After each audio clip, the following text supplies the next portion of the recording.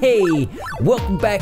In today's video, I'm gonna make a thumbnail. I'm gonna show you how I make my thumbnails. Now, yesterday's video inspired this. You guys wanted two things out of that. You wanted me to make a fitness video. That's gonna take me a minute, so I wanna make sure that I come across with the accurate information. So I'm going to be working on that video a little bit each day to get that out to you, but I figured I could go ahead and show you how I make my thumbnails. So clearly this is a Photoshop tutorial, okay? Now I do want to say a little bit of disclaimer that you don't want to copy my style exactly. I've been doing Photoshop for a very long time, and some of the things I do in it are a little bit advanced.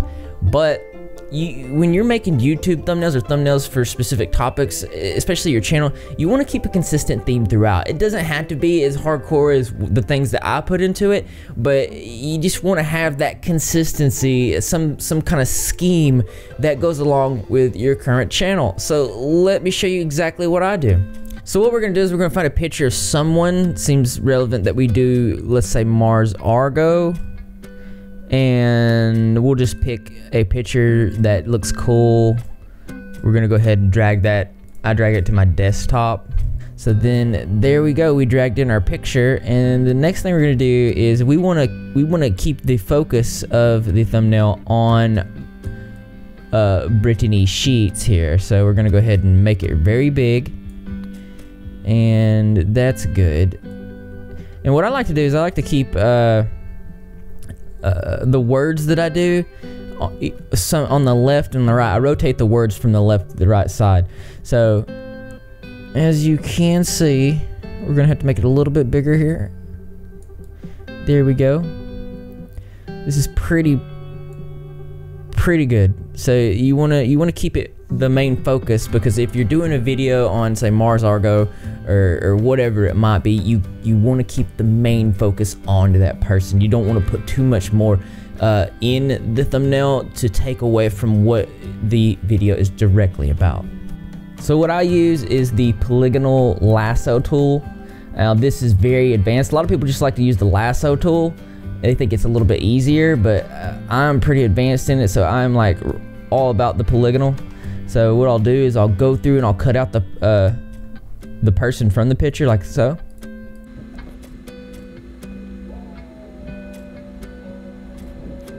And when you're doing this, you don't have to cut them out completely perfect. You actually don't want to cut them out perfect. Remember that anything that's perfect is really strange and gives it that sort of uncanny valley concept vibe. And you want to keep it a little bit unperfect, if that's a word. And then once you got it cut out, you want to go to select. You're going to go to select a mask. You're going to hold down shift, and it's going to bring up your refine edge tool. So what you're going to do is you're going to click smart radius. I do about 0.7, 4, and a little bit of feather. But since I seen that she had a little bit more hair back there, I'm gonna go ahead and feather it a lot more, and I'm gonna shift the edge about right there. It's looking pretty good right here. So you're gonna press OK, and then you go over here and you're gonna want to press Control. You're gonna make sure you want the main picture highlighted, and then you're gonna press Control J, and then it's gonna give you a second layer of the picture you just cut out.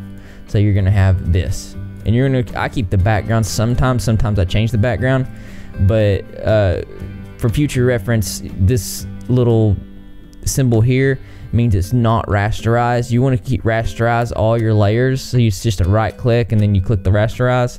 Rasterize gives you the ability to manipulate and edit that specific photo.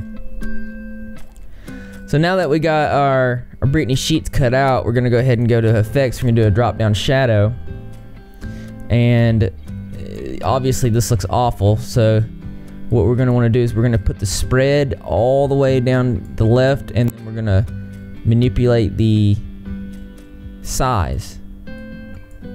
We want it very subtle. Very subtle. We don't want a lot there. That looks good right there. And then we're gonna do an outer glow. You can select any color you want. I think for this I'm gonna go purple, but it's you like, again, you want all these things to be very subtle. Subtleness is key. I like to do a little inner shadow. It kind of makes the person pop a little bit, like so. Turn down the opacity a little bit, and it just kind of makes them pop out of the picture, you know, gives that main focal point. So now you got your person cut out, and what we're gonna do is we're gonna go back to the main picture. We're gonna highlight that. We're gonna go up and we're gonna grab the rectangle tool, and this is how I make the border around my photos. So you want to come up here and you want to keep both edges very close. You're gonna click and hold and drag down, and this cool little thing on Photoshop is once you get it on the same side opposite, it'll highlight and show you exactly if you have it right. And then you're gonna right click, and then you're gonna select inverse. Make sure that the main picture is selected, and you're gonna do the same thing with, you're gonna press Control J, and then there you go. You have another new layer of the frame that is cut out. Now we're gonna go to Effects, we're gonna do Drop Shadow, and then I'm gonna put the opacity all the way up. I'm gonna put the spread about a quarter in,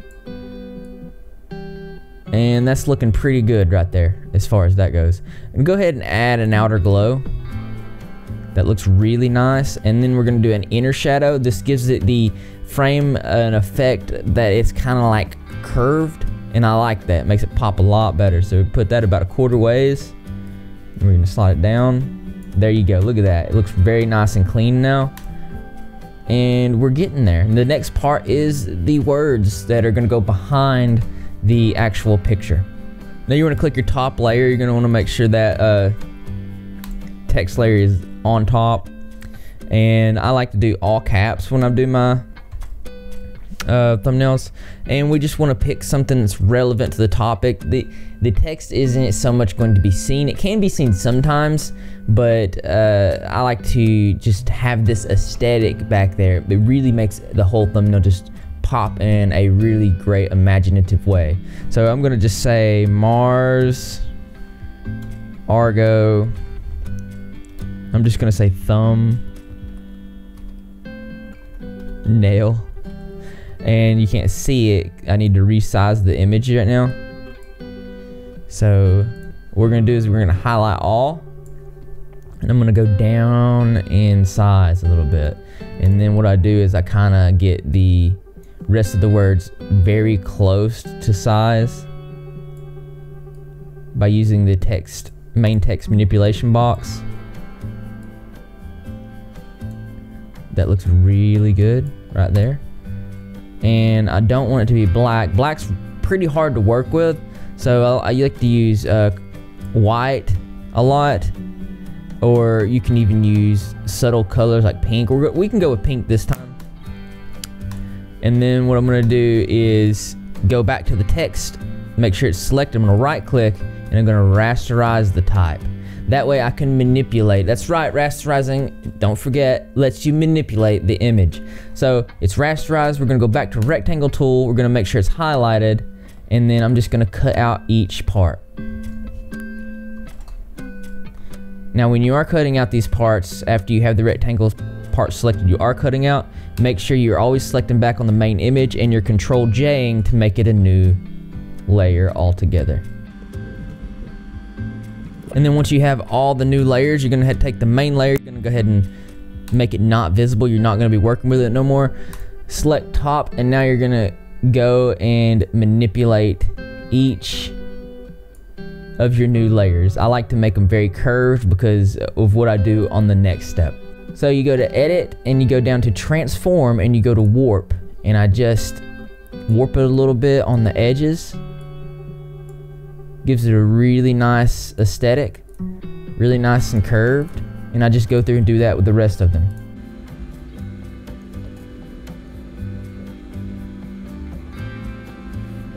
And what I'm going to do is I'm going to put the drop shadow. I'm going back to effects, put a drop shadow down, and see, that's really just not where I want it to be.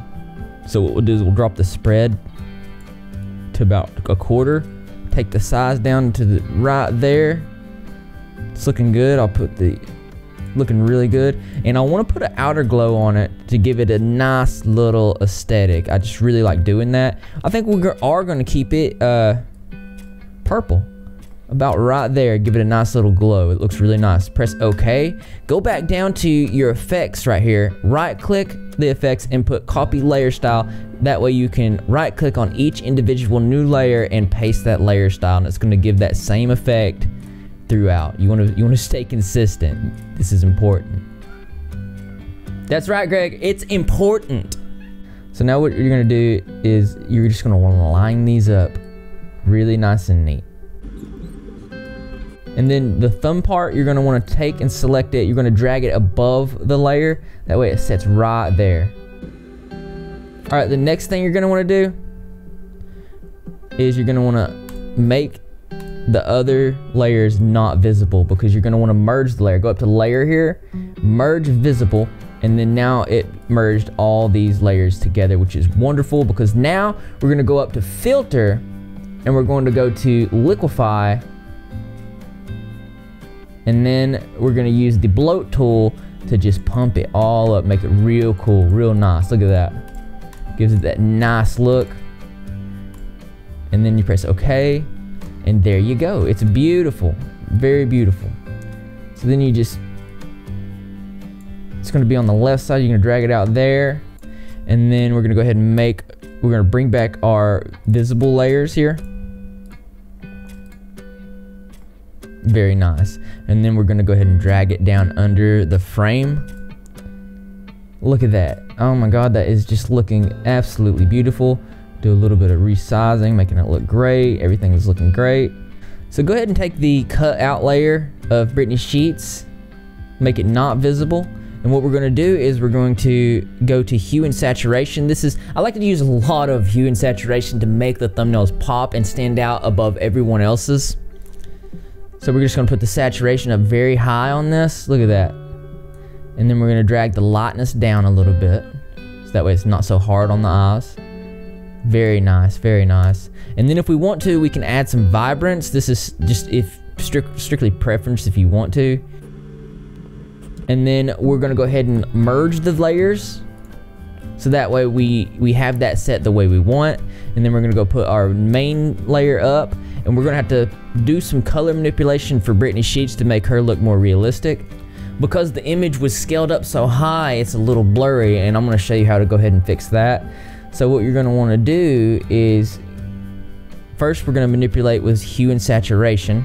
So I'm going to bring up the saturation a little bit. Just a little bit. And then I'm going to do the vibrance a tad bit.